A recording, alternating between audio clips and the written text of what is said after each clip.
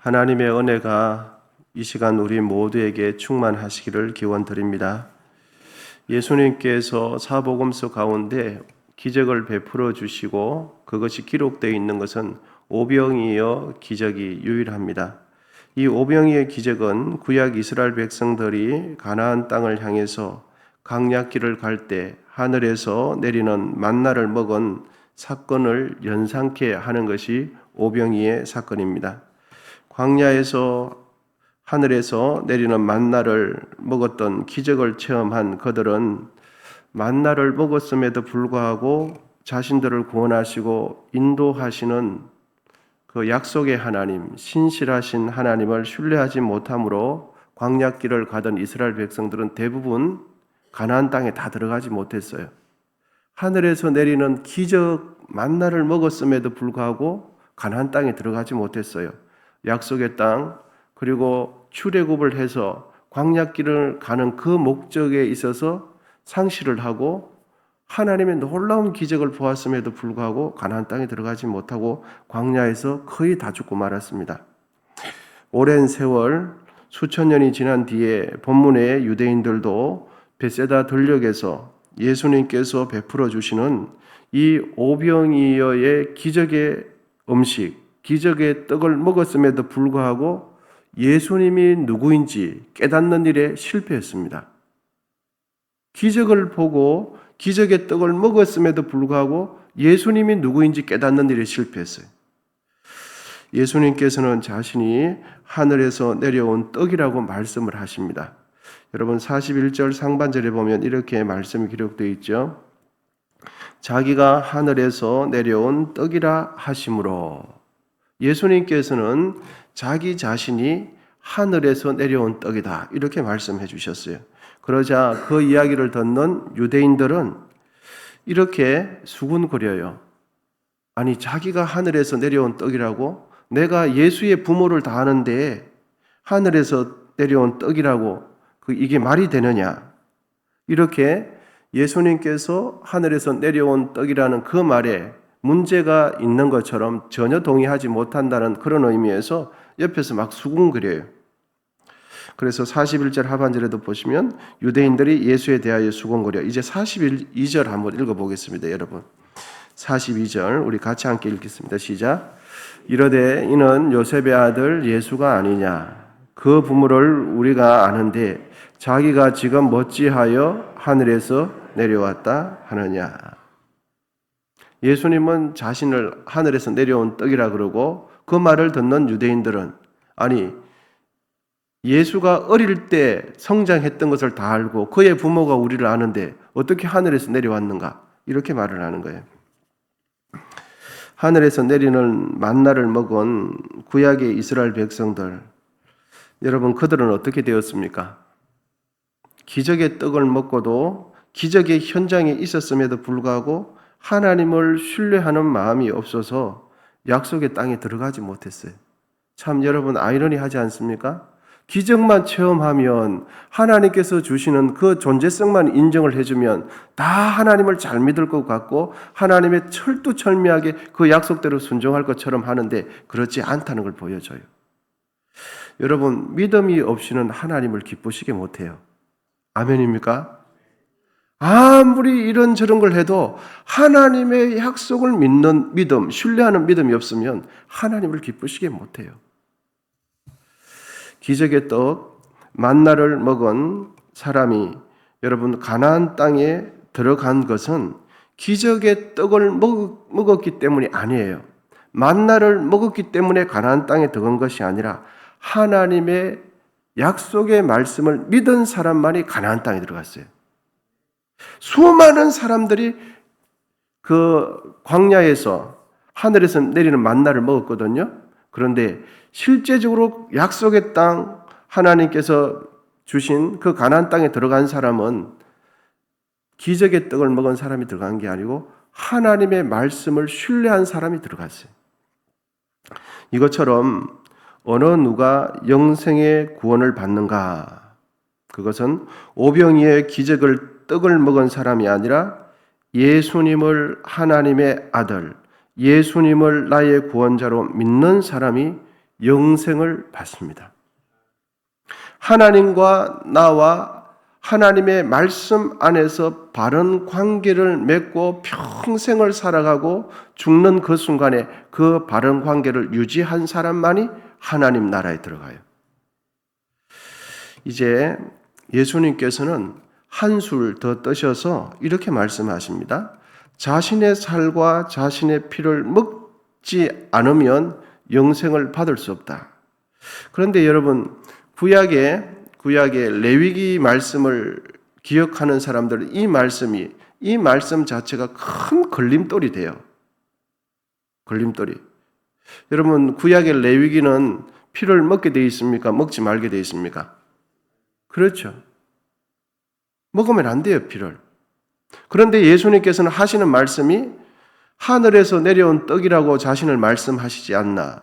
자신의 살과 피를 먹지 않으면 영생을 얻지 못한다. 이 말씀하시는 거죠. 여러분, 본문 53절과 55절인데요. 53절부터 55절 우리 말씀을 한번 읽어보시겠습니다. 53절입니다. 시작. 예수께서 이러시되 내가 진실로 진실로 너희에게 이르노니 인자의 살을 먹지 아니하고 인자의 피를 마시지 아니하면 너희 속에 영생이 없느니라. 내 살을 먹고 내 피를 마시는 자는 영생을 가졌고 마지막 날에 내가 그를 살리리니 내 살은 참된 양식이요 내 피는 참된 음료로다. 아멘.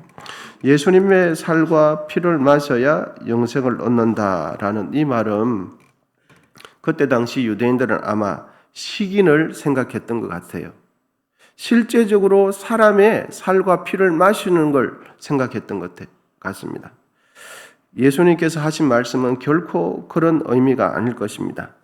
그러면 어떻게 하는 것이 예수님의 살과 피를 먹는 것이 될까요?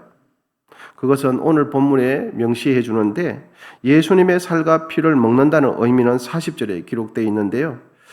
40절에 바로 앞절인데요. 제가 읽어드리겠습니다. 40절 상반절에 보면 내 아버지의 뜻은 아들을 보고 믿는 자마다 영생을 얻는 이것이니 예수님의 살과 피를 먹는 것은 예수님을 믿는 것을 이야기하는 거예요. 예수님을 어떻게 해요? 하나님의 아들로 나의 구원자로 믿는 것이 예수님의 살과 피를 먹는 걸 의미합니다. 예수님의 살과 피를 먹는다는 의미는 그걸 예수님을 믿는다고 하는데 그것을 우리식으로 표현하면 예수님을 나의 마음속에 모셔드리는 것이 예수님의 살과 피를 먹는 게 돼요. 여러분, 우리가 외부에 우리 신체 밖에 있는 음식이 우리 속에 들어가는 행위는 먹는 행위를 통해서 밖에 있는 음식물이 내 안에 들어가죠. 그것처럼 예수님이 내 안에 들어가는 것은 예수님을 받아들이고 영접함으로 인하여 바깥에 계시는 하늘을 천지를 만드신 그 하나님이 내 속에 들어가게 되는 것이죠. 그래서 예수님을 영접하고 받아들이는 것이 예수님의 살과 피가 먹는 것이 되는 것입니다.